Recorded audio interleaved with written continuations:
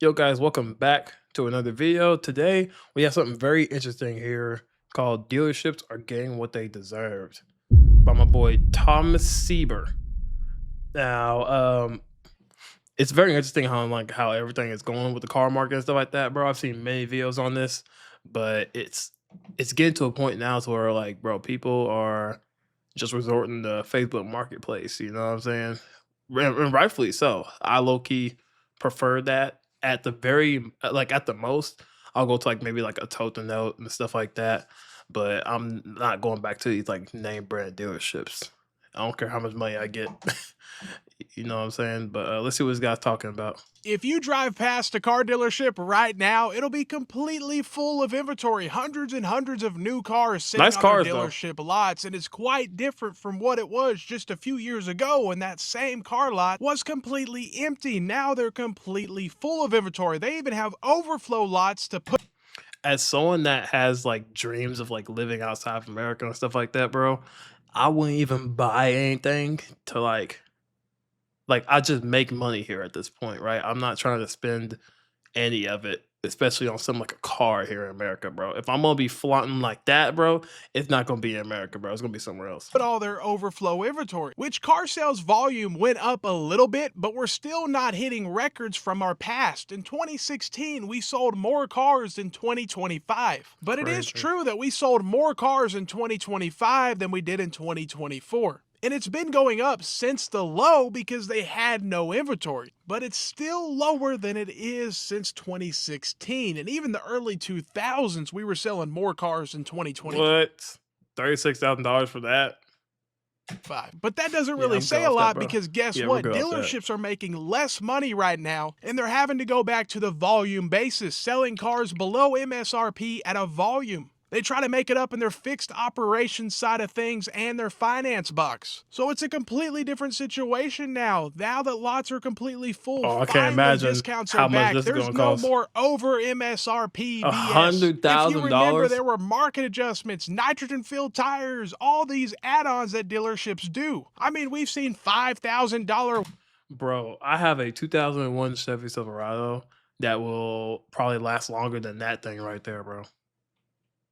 This makes no sense. Window tint, crazy things that dealerships were doing, if not just additional Oh, dealer I can't wait for the profit. And Jeep. I've seen that before. A dealership Over literally six put figures for that additional Jeep. dealer profits as an actual line item for the vehicle they're selling. It's crazy how greedy these dealerships got. But they were Yeah, making they got all real this greedy. money and they didn't even have to sell that many cars. Every dealership's best year was either 2022 or 2023, and they didn't even sell that many cars. Because when you make $5,000 to $10,000 Dangerous, man. per vehicle, they were selling them over MSRP and they purchase these vehicles under MSRP. Even under invoice, sometimes they're able to get them even under invoice to an extent, they're purchasing these vehicles. And now we're back to where the dealerships are having to give a dealer discount and now manufacturers are bringing rebates back. And it really costs the dealer to have all this inventory because they can't just pay cash for all the inventory. They use something called a floor plan. They finance every vehicle sitting on their lot. And so the longer it sits there, the more it costs them. 60 days normally is no or low interest. After that, the interest rate ticks up and it's pretty high, like 10 to 20% interest on the vehicles sitting at their dealership lots. So of course, every month they sit there at that high of an interest rate with millions of dollars of inventory, it costs the dealer a lot of money. But these are supposed to be designed to be short-term loans. A lot of These these places dealers are are losing supposed money. to turn the inventory. They're not supposed to keep it on the lot. That's why it's very low or no interest in that first 60 days. The problem is now in 2026, you'll see old inventory. 2024 is still stuck around, even some 2023s, which before 2020, this didn't happen to this extent where you had all this old inventory. Even at the regular domestic manufacturers, you will see this old inventory. But if you look at the prices, I mean, I can show you $100,000 vehicle at every dealership. I can show you it at a Jeep dealer, at a Dodge Ram, every dealership, Chevy, Ford, they all have $100,000 vehicles. And it's Oh like, do God, they not the really truck think this is again. where their customer base How much is is? this? Spending $100,000 on a Wow. Ford pickup truck or on a Pretty much Ram 100 grand. 1500, $100,000? Are you kidding me? So of course these lots are. What a joke. What a joke.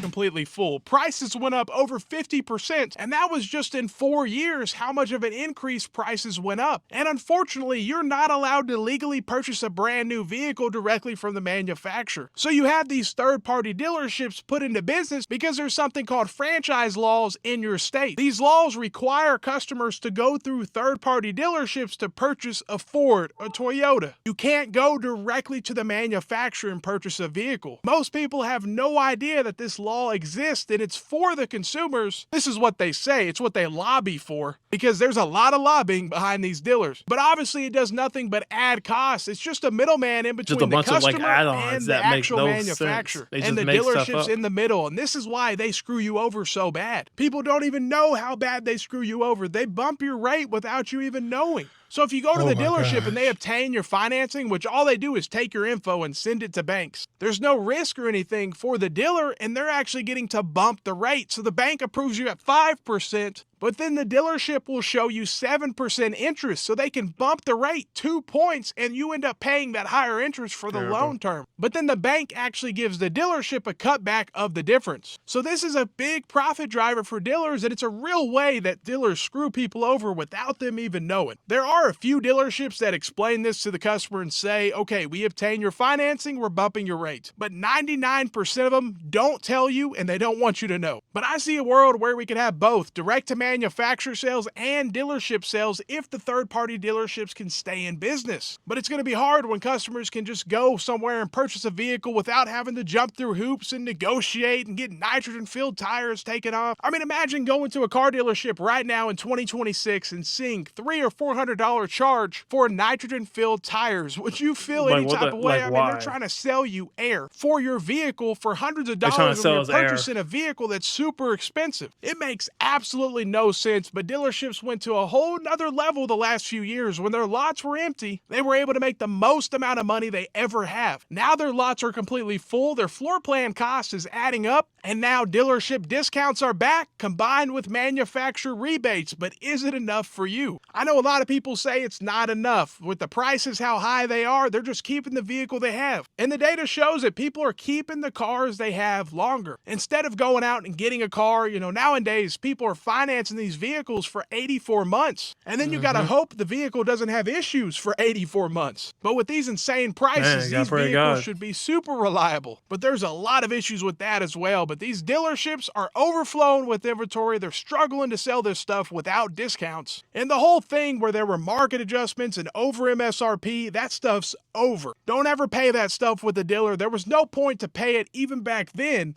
but especially now when lots are completely full. Let me know what you think. Have a great day and stay blessed. Yeah, these comments did not, disappoint, bro. They feel exactly the same way I do, bro. They say when you see nitrogen on the stickers, bro, run, bro. Just run. Don't walk or run. And then someone said, over 100K for a Jeep. Yeah, it's actually a joke, man. It's actually a joke out here. I don't see the point, bro. I just don't see the point in why these cars cost so much, because they know people can't pay for them. They want them to lease them. They want them to lease them. They want them to finance these vehicles because that's how they make their money. They'd be pissed if I came up in there with 100 grand cash. They don't want that. But let me know if you guys enjoy this video. Let me know if you have a car payment, what kind of car you got. Man, let me know, man. Let's see who let's see where everybody's at. So hope you guys have a great day, man. As always, peace out.